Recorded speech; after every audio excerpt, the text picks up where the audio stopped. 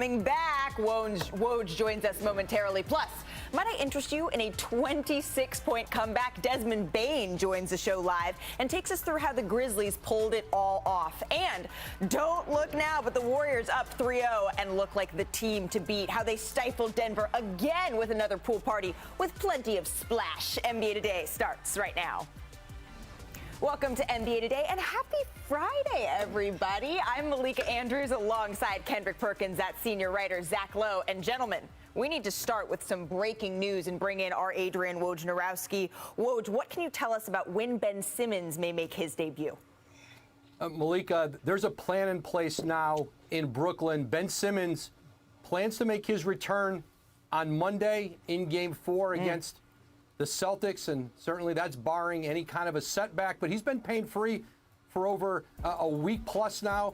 You know, he's ramped up, scrimmaging, practicing against his teammates, and time is running out. Obviously, the Nets would love to be in a situation where they go into Monday night down 2-1. Obviously, they won't have Ben Simmons for Game 3 on Saturday. But the plan now, I am told, is that Ben Simmons will make his Nets debut, his season debut, Monday in Game 4. And I think the plan ultimately is to see what they can get out of Ben Simmons, if that's 10 or 15 minutes in the first game, and then try to build from there if there's season left at all for the Nets in this series against Boston. You mentioned it. Season debut, playoffs debut, the first time we've seen Ben Simmons in nearly a year, and now we finally have a date circled. But the other injury that we've been keeping an eye on in this series is on the other side with the Boston Celtics. So what can you tell us about when Robert Williams might return? Malika, Robert Williams is going to return in Game 3 on Saturday against the Nets. Now, I'm told he's going to play in very limited minutes in his return, and if that goes smoothly, the expectation is by Game 4 on Monday, Robert Williams will return to more of a regular minutes load for Boston. You know, he had meniscus surgery just on March 30th. You know, the original plan was 4 to 6 weeks, but they thought all along, based on the surgery, it could be less than 4 weeks. They thought initially maybe it'd be Game 6, maybe he could be back for a Game 7. But he's going to be back for a Game 3. This obviously a Boston defense that was the best in the league with Robert Williams anchoring it at center. And you've seen what they've done to Brooklyn in this series. And now the idea of getting him back with just a few minutes on Saturday, but back full-time, almost full-time by Monday, that's a significant that's going to have a significant impact on this series. Robert Williams, Game 3, Ben Simmons, Game 4. Adrian Wojnarowski, please don't go too far. We would like to break down some coaching news with you later in the show. Really appreciate it. All right, bring it back with the panel, though. We now have official timelines. We are no longer kicking the proverbial can down the road. Big Perk, what is your reaction to all of this? So what? Ben Simmons? Look. Which one do you want to? You can take I'll start with Ben Simmons. Right. I'm to the point where it don't even matter, right? We don't even care. He hasn't played in a year. We already talked about that. But here's the thing, right? We're talking about the impact that Ben Simmons could really have on this series. If he goes out there and try to be a defensive presence on Jason Tatum and Jaylen Brown, he's going to get cooked. That's first thing first. Second of all, we all have had problems with Ben Simmons and how to utilize him. That was the knock on Doc Rivers. That was the knock on the coach before Doc Rivers, Brett Brown. And now we expect Steve Nash to put him in position to be successful when Steve Nash in these first 2 games have shown us he can't even put Kevin Durant in position to be successful. So, look, this is nothing to me. But I'm going to tell you what's everything to me at this moment is the return of Robert Williams.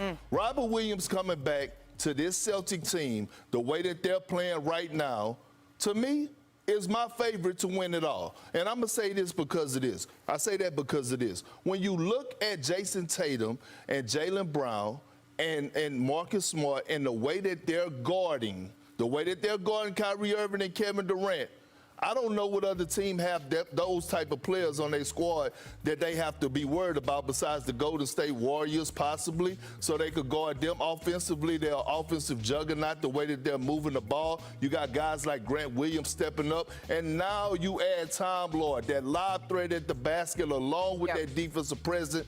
that could switch 1 through 5, you could book it right now. I'm calling it. The Celtics are going to win their title this year if Robert Williams is the same version that we've seen before his injury. Okay, well, the Time Lord has a time restriction in that first game that he's going to be playing in. That's what Adrian Wojnarowski just reported. How much of an impact do you see him having immediately here, Zach? Big impact. I don't see why not. I mean, they're already making life really difficult for the Nets for Kevin Durant. You put Robert Williams in place of Daniel Tice for 20, 25 minutes, whatever it ends up being. The verticality on offense, the shot blocking, the rim protection. He's a really good switch defender. Perk is right about their defense. When you put him on the floor, it's just another level of athleticism, of oomph.